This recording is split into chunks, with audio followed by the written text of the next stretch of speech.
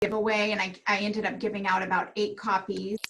And then, and funny enough, not all those people participated, but they all read the book because they came back to me later and said they bought the book as gifts. And the reason we chose this book was it was myself, the rabbi, Melissa Mondello, the media specialist, and I think our theater director and one of our counselors that kind of got and decided to kind of use this as a light entree into the conversation, because we quickly realized that everyone is at a different place with regard to this. And so,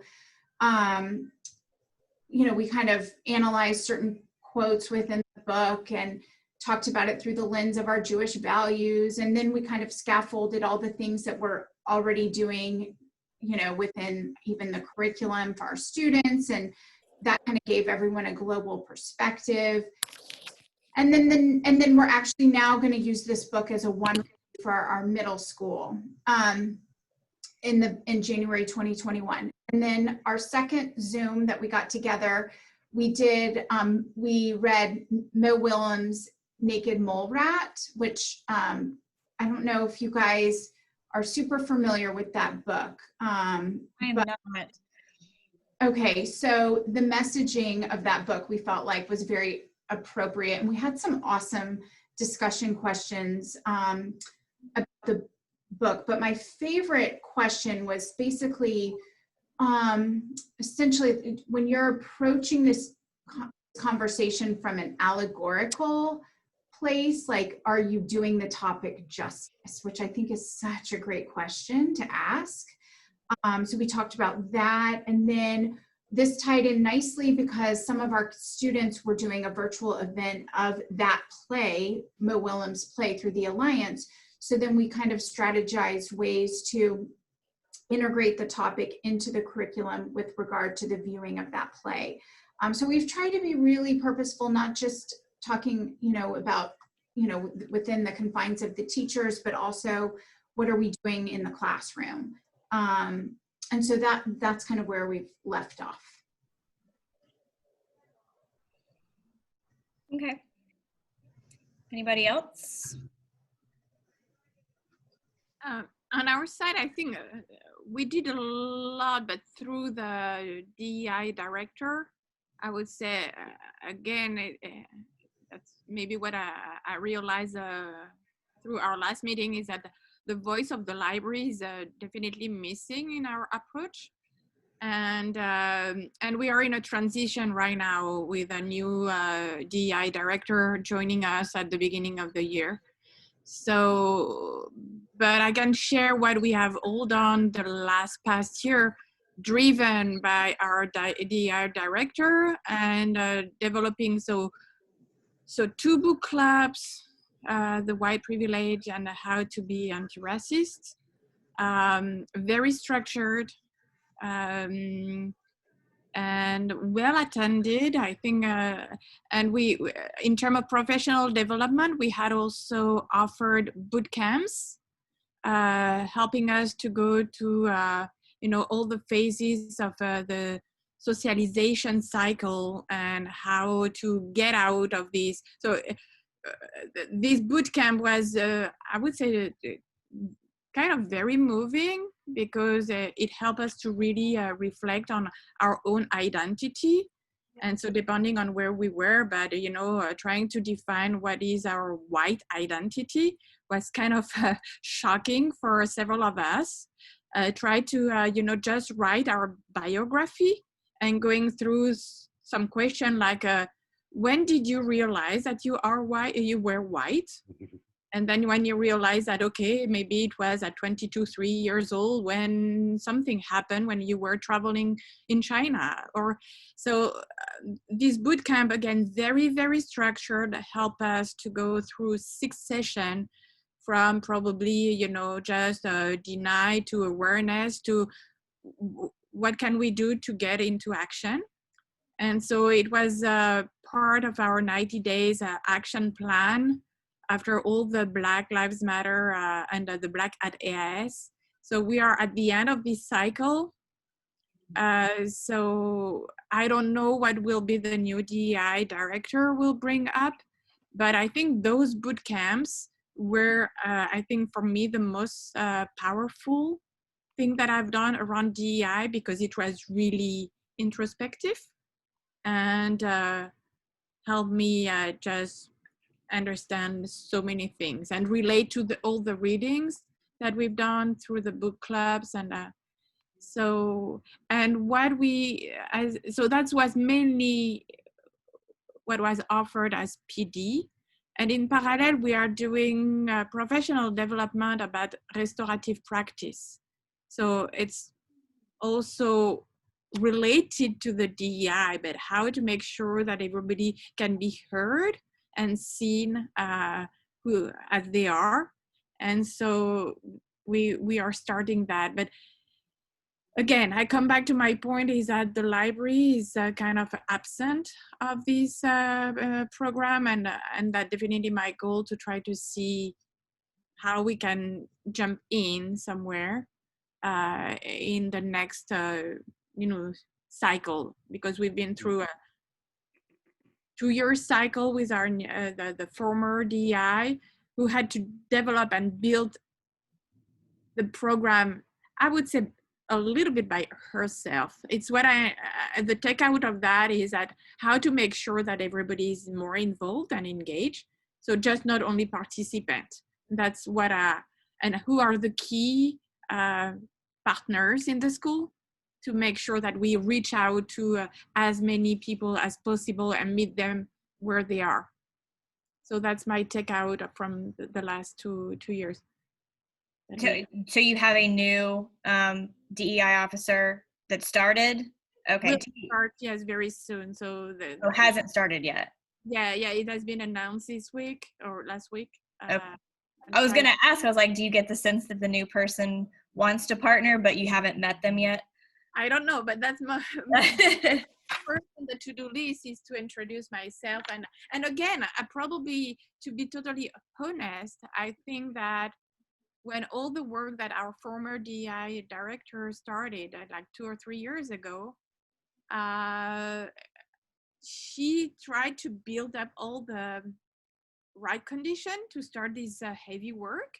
Mm-hmm. And maybe at that time I didn't realize that we were, essential in this partnership. And I was also starting as a secondary school librarian, so already overwhelmed with all the things to learn. And now I'm just finding out that we are missing in the picture where we could have done much more.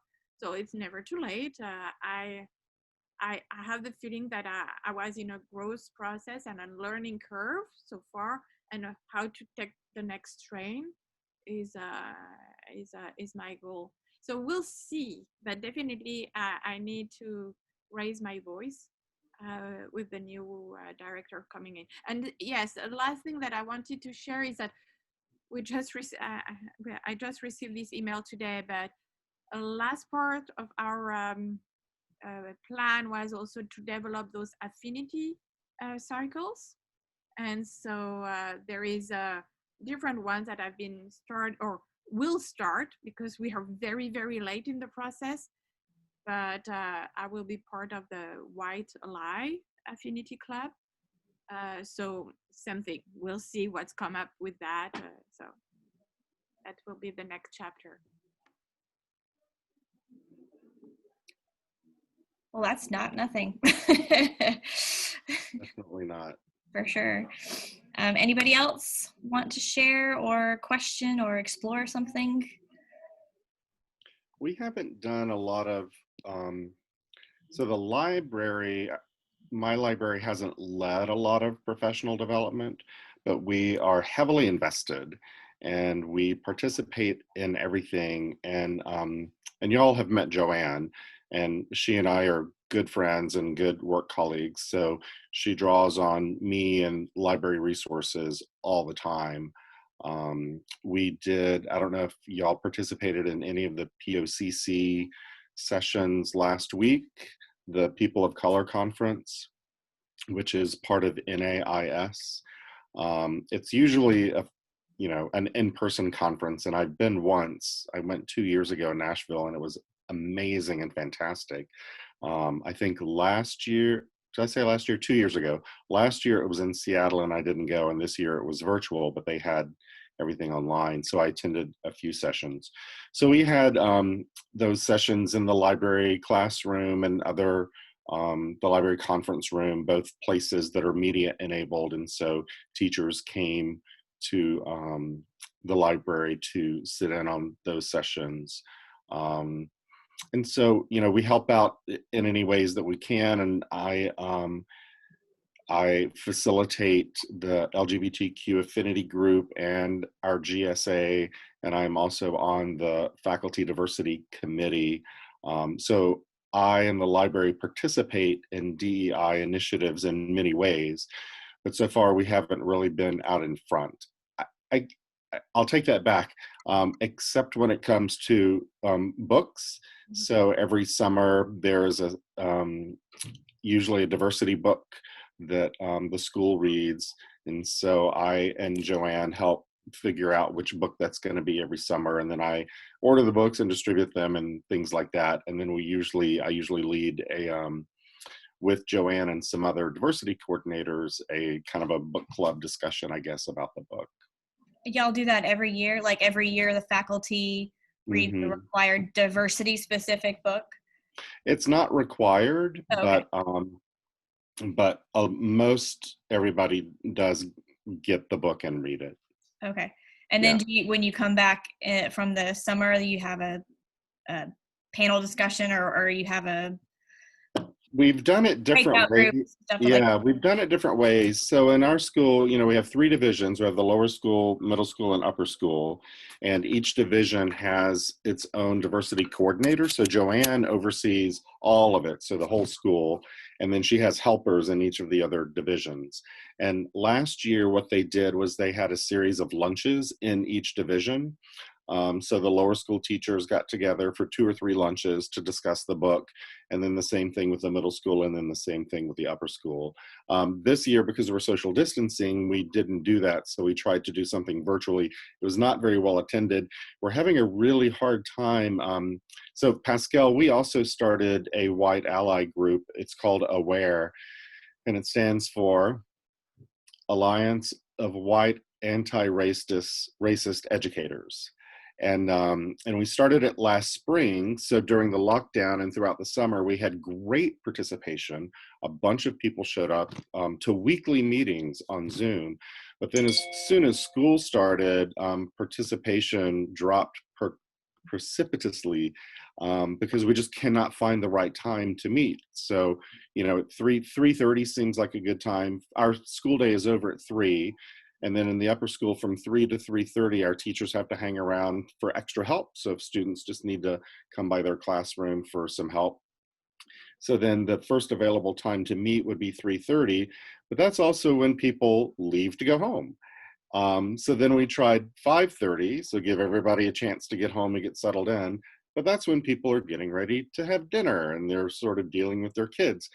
And then we thought, well, maybe 7:30. So they've had time to eat and clean up the kitchen. But then, people's minds are just, like the bandwidth is not there. They want to watch Jeopardy or they want to read or something like that. And for me, the weekends are a great time. So I actually have a lot of book club meetings on Sundays at 4, which seems to be a really good time, at least for me. But what we've heard from other teachers is they don't really want to think about work on the weekends. So our big challenge since school has restarted is finding a time when everyone can meet.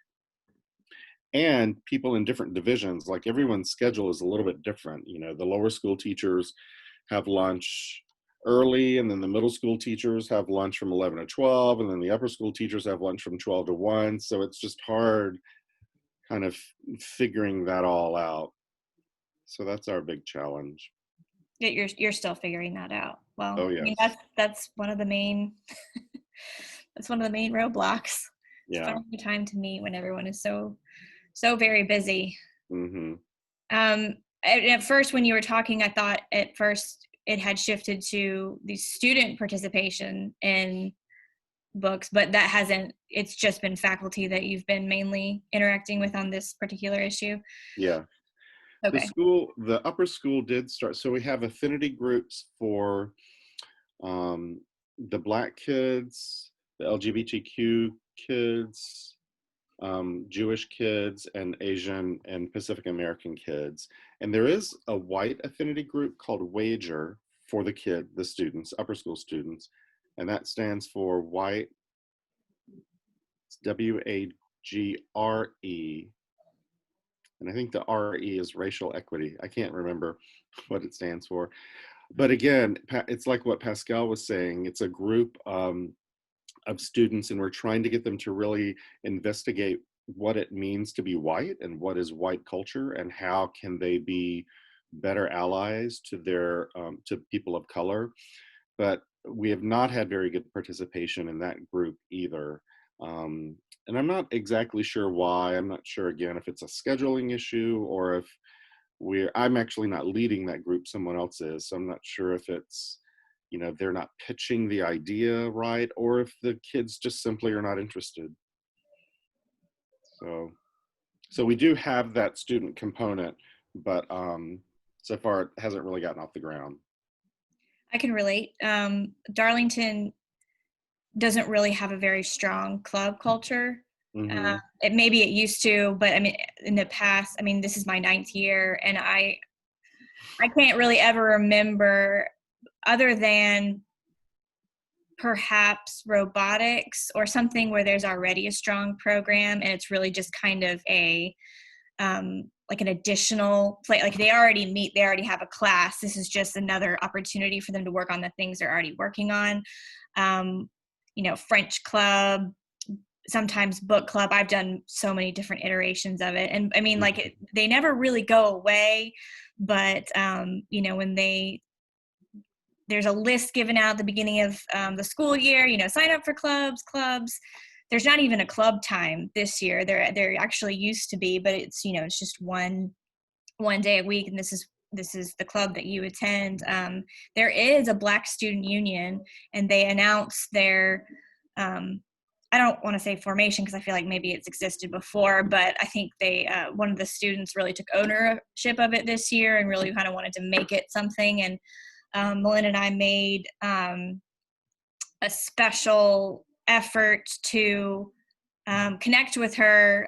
We knew the student already because she's a reader. She likes to check out books, and we're like, well, hey, if there's initiatives the Black Student Union wants to do, you can, if you need space, you want to do programming, anything you want to do, like the library will partner with you. We can, provide the space. We can help, we can not help, like whatever it is that you want, however, the degree of participation you want from us, like it's up to you. But again, they're, just kids. So they, really gung-ho at the beginning of the school year, and without fail, it always tends to peter out towards the end, and you're not even sure if that club exists anymore. So I will say the Darlington club culture is fairly weak. But Black Student Union has been more of a presence in the past year or two than it was in the beginning of my Darlington experience. So I view that as a positive. So all we can do is, say, hey, if we really want to do something here, if you want real programming, if you want something, like, well, we have a space resource to help you. So that's I was just going to ask what book titles through clubs and things have you all used that have been, I don't know, have been. So with book club, it started out, I do remember distinctly one year, and I want to say it was either my first or second year. I think it was maybe my second year. 25 kids signed up for book club, and all 25 of them showed up, but we hadn't decided on a book. So we used that meeting to sort of like talk about what kind of book everyone would want to read. And this one kid sort of took the initiative and was like, let's talk about this book. I think it's kind of a funny story. So about, mental hospital, depression, really happy stuff. This kid takes the book and just starts reading out loud. And so we just, sat in that book club listening to him read out loud, which was really kind of a dynamic way to start it, because it was kind of like, okay, I want to, but sometimes the folly of book club is when you haven't decided on the book, you don't have all the copies for everyone. And if you don't have them right then and there, it's like, here's your book, let's get started. Here's when we're going to meet again. The next meeting, you went from 25 to 13 and, but consistently I'd had, 5 or 6 people.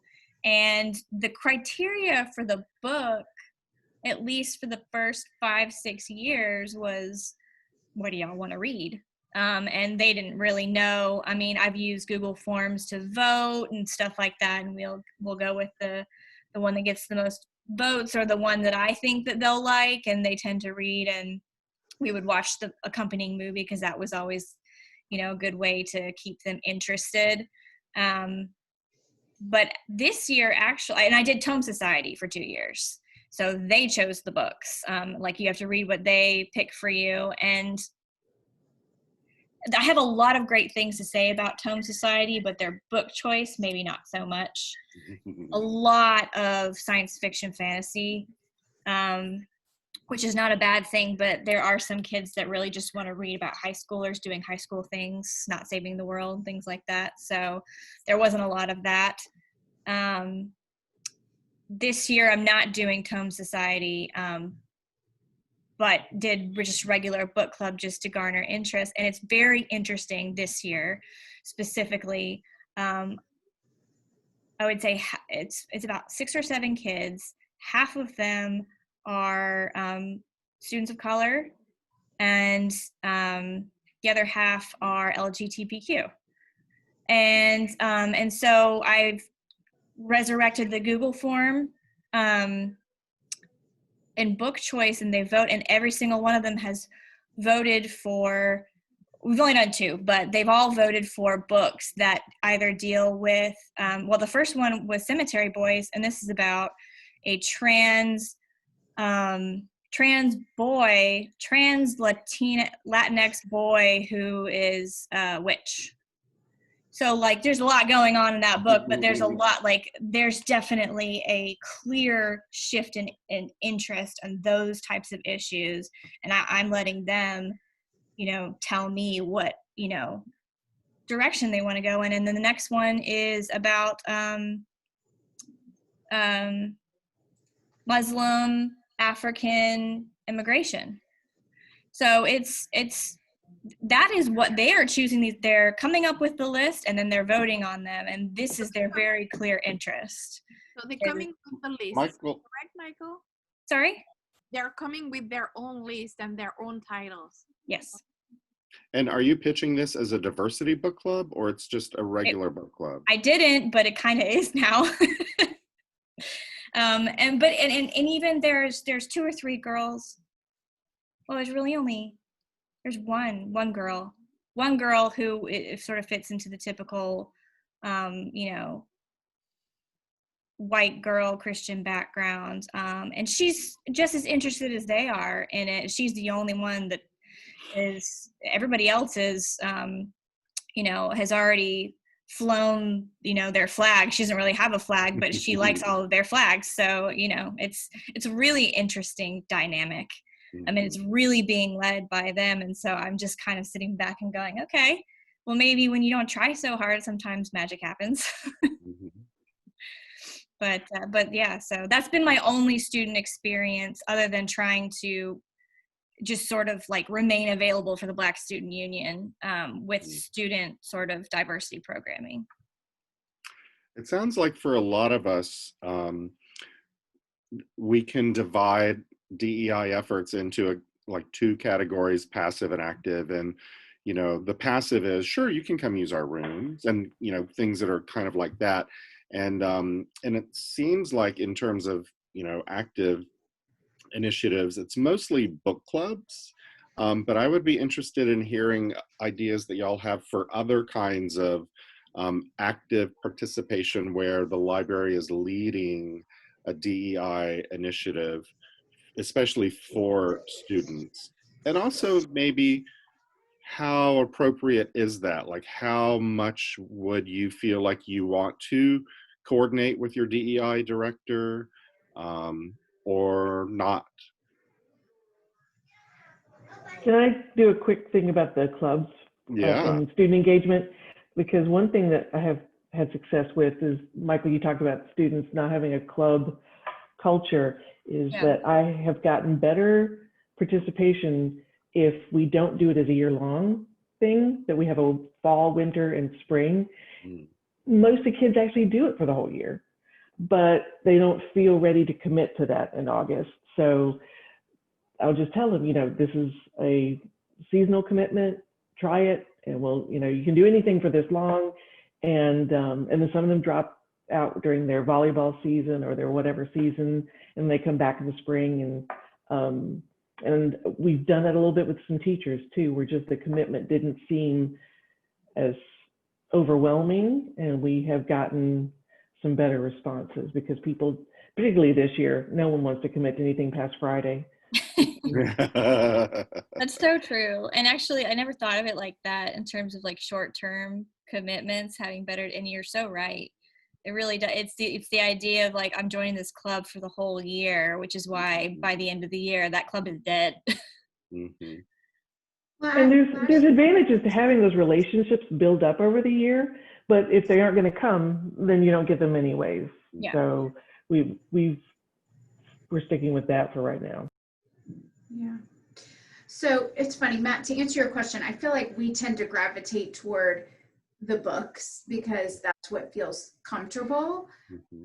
But last year, this was not a library-led program. It was in the library, but it wasn't a library-led program where we had a speaker come and talk to us about, it was amazing. It was about, they in their professional organization had led a training kind of about, I don't know, it was really kind of a catch-all, a DEI catch-all. What I appreciated about it was really the thing I took most away from the book, White Fragility, because I had issues with that book, full disclosure, but what I took away most from that book was very, not so much abstract, but very tangible takeaways, like, creating awareness of, don't say boys and girls line up or things like that. And so this speaker really addressed from that perspective all the different habits that are built into our everyday occurrences. And she spoke very personally, from her perspective, because she, which I was shocked to learn, honestly, just based on her role in the community, but she is not Jewish. And, she wasn't born Jewish. She is absolutely Jewish now, but she talked about just even like what it feels like to feel like an outsider. But then it, carried it out into so many other areas beyond religion. And, I thought that was a really powerful opportunity for our faculty. And then I took some of the things that we did here, like at the second meeting, because I missed the first one. I think it was the second one where, we had the Wonder clip, and we had, I think we did an activity, Matt, that you might have facilitated, with, write down the 9 things that represent you and then take it away. We did that as a faculty. And it's interesting because I think I mentioned this last time, it absolutely ruffled feathers that it was coming from the library. Interesting. It did. It absolutely did. And I feel like we're still, I don't even know the right word except to say backtracking from that a little bit. Like it has definitely slowed our response because we in some ways alienated the people that we needed to not alienate. And so we are very, we walk on eggshells a little bit, and we make sure to include or think about who we are including in even just the planning. So I would say some of our efforts have been watered down significantly because of that initial attempt this year. And our student services team really felt like they should be driving this conversation, and maybe felt like we stole the thunder a little bit, but we've been trying really hard to work together, but making it happen, if that makes sense. Well, that's Matt, I was curious why, because at my school, I feel like the same thing, that if it's not books, that I'm not the top of the list for anything. And we have a DEI director. Do you guys have seed groups at your school? It's what kind of groups? SEED. It's Seeking Educational Equality something. It's diversity and social justice training for teachers, and we've had probably 9 or 10 teachers that are highly involved in that. And so trying to get my voice in there is not always welcome, and that's okay, because I'm happy with being supportive of being the book and literature component of that, because we have so many voices that want to speak out on it. For a small group, we have a large group of teachers that are very, very active in it. So I haven't really made any effort to go beyond that piece of it, because we have a lot, and we've got a new head of school, and we have a lot of transitions going on as well. So if I were to see something that I felt was being missed, I would certainly speak up, but I don't feel like I'm a leader in that area at all, but more of a resource. One of the things that I have tried to do in the last year is, so we have several areas in the library where we have displays, and we always try to have a display for the various heritage months. And so whenever there is, Hispanic Latinx Heritage Month, or Black History Month, or Women's History Month, things like that, I try to involve the students in helping me come up with that display. And, to varying degrees of success. And I'm very particular about how the displays look in the library, to the extent that whenever I've tried to get the rest of the staff to help me, they're just like, because you're just gonna, whatever we do, you're not gonna like, and you're gonna change it, and then we're gonna get mad. And so I've just come to learn to live with that. Like, I am the display person, and they will help me to some extent, but and I know that about myself, and they know that, so that's good. But I do try to get students involved. So like when it's time for the Black History Month display, then I'll reach out to our Black student, the BSA, Black Student Alliance, I think it's called, and just say, it's time, I'm thinking about it, what ideas do you have? And try to get their involvement in that. And like I said, that works, to varying degrees, but I at least like the optics of reaching out and asking for their help, and they like it as well. So even if in the end it winds up being just 1 or 2 students who help, and they don't do that much, at least we're, trying. And then maybe next year I'll get a different level of help. And I guess the other thing that we do that's maybe a little bit proactive, but it's still book related, is that, I invite authors to come and visit. And I had an interesting discussion last week, because I'm trying to bring Isabel Wilkerson, who wrote The Warmth of Other Suns and Cast, and she's extraordinarily expensive. And I don't have the money in my outreach budget for her. And so I was talking with our director of advancement last week about options for bringing her. And she said, so one thing is we might try to partner with another school to, offset some of the costs. And then she said, and her name is Heather, and she's a great friend of mine and an excellent colleague and great at her job. And she said, well, why don't you check with Joanne and let her reach out to her colleagues at the other schools and see what they say.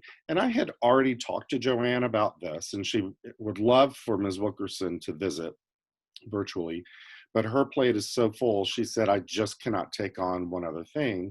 And so what I said to Heather was, excuse me, and I didn't say it, and this is going to sound clumsy and challenging. I didn't say it this way, but my point was, does everything that has to do with DEI, like bringing a Black author who's going to speak about diversity and inclusion, have to come from Joanne or the DEI office? Can't it come from the library or from advancement or from some other department? Like, does it all have to come from her? And certainly I would coordinate with Joanne and, make sure that we're not stepping on other toes. But then we had, Heather and I had a really interesting conversation about maybe it doesn't always have to come from Joanne. And so just this idea of, diversity initiative sort of bubbling up from various departments, checking in with Joanne, but Joanne doesn't always have to be the point person on everything. You think that would be like the end goal and the whole point of Exactly. this? That's right. Yeah. Exactly. Yeah, if we want to really embed that on the long term, what we heard from, I remember Joanne saying, okay, she will never, probably, she will not see the fruit or the, how do we say that, the benefit of all the work that she's done, maybe even when she will die. So, right, right. But, the structure and the framework where we're putting in place in our school is sustainable. And it's really what I realized, that putting all, the light and all the goals on the DI director is probably wrong. Mm-hmm. And to come back to your question, Matt, I had also the idea that maybe we could try to develop a sort of mini research unit, maybe based on a book. I know that I really like Stamped. Reading this book helped me, the junior version really helped me to just first to learn about the history of the United States and of course slavery and everything, and the origin of racism.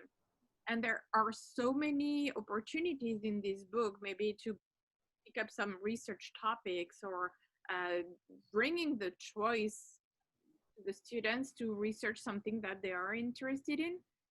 So that was one of my ideas at a time. But then it's again a partnership, and right now nobody has time to do anything. But why not trying to do something very light? I don't know if you have homerooms or advisory, but right now this time for us is kind of long. It's a 1 hour and a half because we have these we are in hybrid model, and so the advisor, they have to deal with 1 hour and a half and they don't have time to plan. So we may have a window to bring some activity that could be standalone using, I don't know, videos or Nearpod or I don't know. But I think that I don't like to work in isolation. So if I don't find partners, I don't do it. I think that it's useless. So, and right now I don't have partners at school because of the craziness. That if you have anyone, it would be interesting to think about it. I would be happy. So the idea was about maybe not the book reading, but the other part of our hats as librarians around research or social and media. What do we have here on the topic right now, and how we can maybe help kids navigate this environment. So that's just ideas. But for me, go ahead. Who is that? No, go ahead. Well, Pascal, remind me of something that we've been doing, because I think that having the opt-in club or group or whatever program is great, but you're always going to miss people. And so whenever I am helping with classroom research, we try to incorporate anything that we can into projects because the teachers are so open to it. And I had a visual literacy unit with some 4th and 5th grade homerooms, and they were doing just how people use imagery to communicate, and that got into images to influence people about a variety of topics, and a bit straight into diversity, social justice type of visual literacy stuff. And it was all the kids. They were all doing it. They were all working on it. They were creating their own stuff. They were interpreting things from history and from contemporary, even just like protest signs. They made their own protest signs. They had a sort of a mini Black Lives Matter event on campus. And so I try to wiggle into those when I can. And again, of course, this year it's all hard, but just getting people to volunteer in, I don't think is enough, but it's really hard to insinuate yourself sometimes in the classroom. Mm-hmm. Something one of y'all just said made me think of, I don't know if y'all use LibGuides or some other tool for creating course guides. Maybe that's something that we could do, is just create a LibGuide that pulls together resources about a particular topic. And then, so it's not necessarily related to a class or a project, but it's related to a topic or an idea, and then just sort of put that out into the community. So you could say, something happened a couple of weeks ago in the news, and so you pulled together these resources to help explore that topic a little bit, and here's the link to it. If anybody is interested, go check it out. So that might be something. And I think jumping on this idea, what I found out is that creating guides, I did one, but same thing. You don't know where it goes. So you have the communication, and then.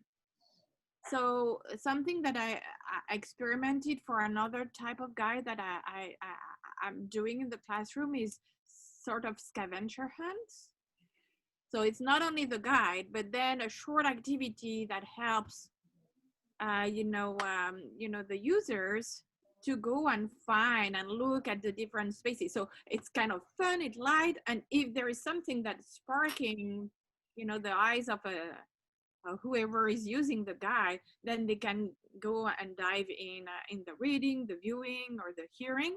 Mm-hmm. So I think it could be nice to have maybe, yes, the guide plus some kind of activity to engage them.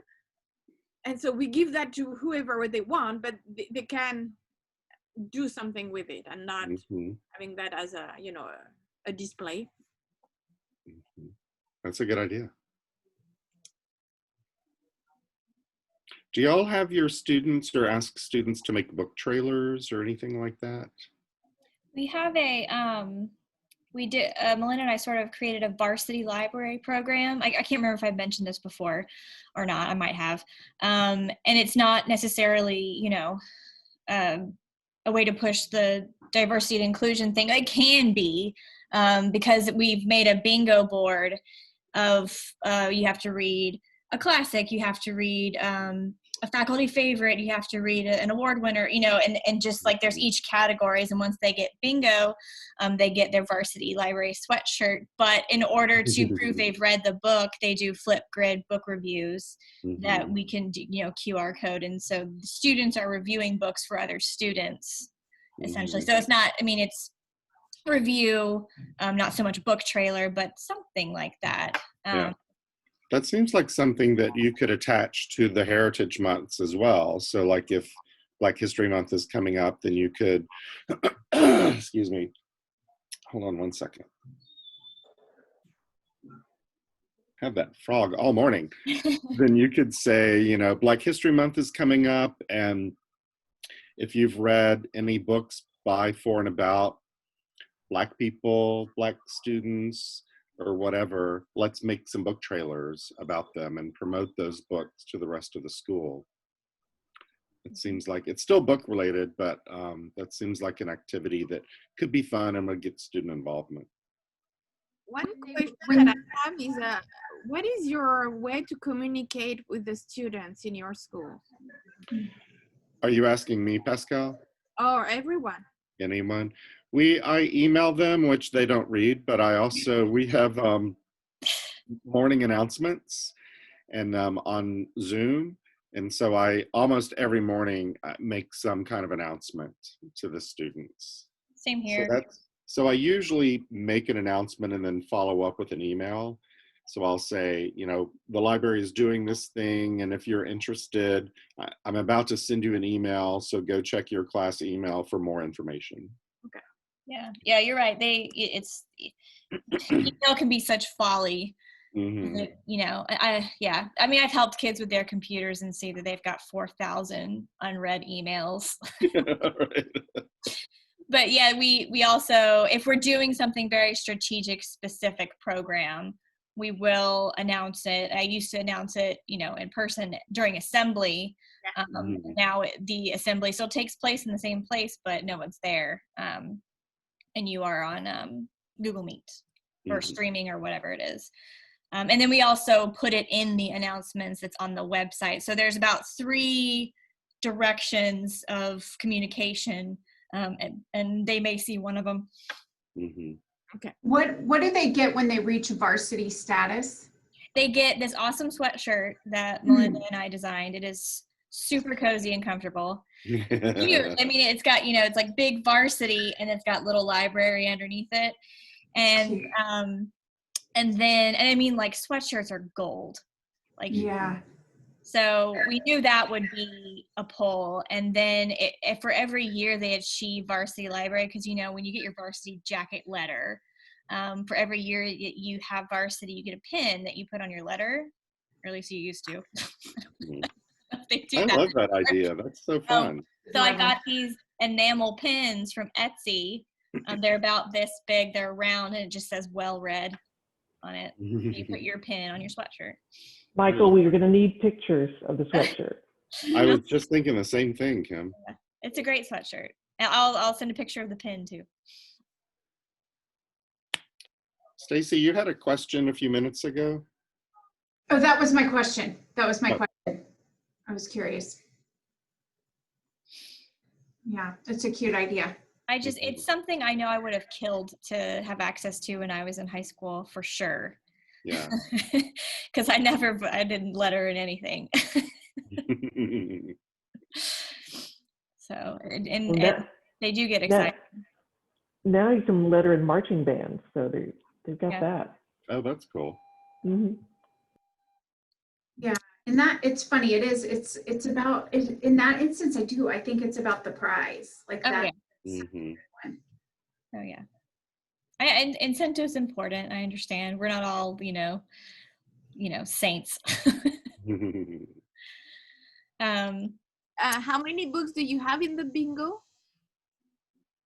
So there's a free space in the middle. So really they only have to read 4. If they're very ambitious, they can skip the free space and, go 5 across. If they want to, or down, but technically you only have to read 4 books and do 4 Flipgrid reviews to earn varsity status. Can you send me or us your bingo form? Oh, sure. Yeah. And Stacy, y'all do a bingo too, don't you? A bingo. You mean like a book bingo? Yes. We have not, I don't think we've done we've done bingo as part of like a library activity. Okay. Creating, though, a lot of like digital choice boards, and maybe that's what you're thinking about, where they can choose different activities from the digital choice boards, and we try to make them, really appealing and theme centric. Mm-hmm. We do a bingo game card for summer reading. So it's not that they read so many books, but they have to read like under a table, or read with a family member, and read outside, read inside, read with a flashlight, that sort of thing. And that's for the younger kids. And they love it. The parents send me pictures of it. We post the kids' bingo cards. So I think those are really cute. I've seen some where it's like read to a plant, read to a grandparent, read you know, read to the pet. I mean, those are adorable. Mm-hmm. For sure.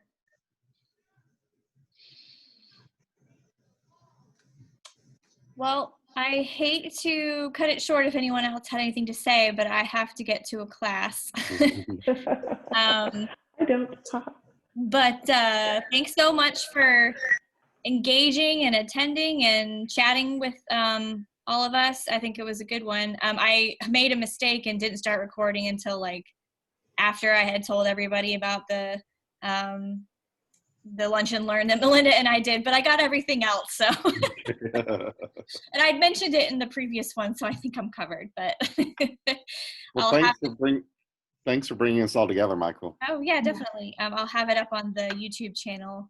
Last very short question, Matt, about the library diversity audit. Are you thinking about with the school who are interested to start that or not? Just don't remember.